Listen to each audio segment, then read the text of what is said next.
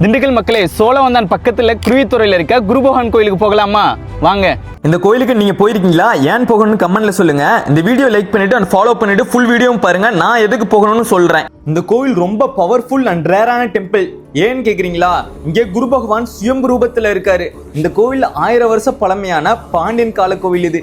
இங்கே செம்பகவல்லி தாயார், பெருமாள், குரு பகவான்லாம் இருக்காங்க. மெயினா ஏன் இந்த கோயிலுக்கு வரணும் தானே கேக்குறீங்க? ஃபேமிலி ப்ராப்ளமா உங்களுக்கு? மேரேஜ் ரொம்ப டிலே ஆகுதா?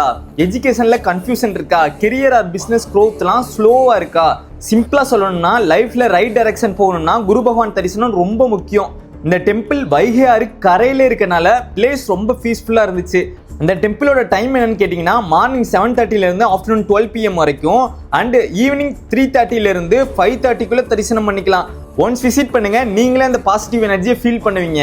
இந்த மாதிரி திண்டுக்கல் பத்தின அப்டேட் தெரிஞ்சுக்க திண்டுக்கல் டாக்ஸ் மறக்காம ஃபாலோ பண்ணிக்கோங்க.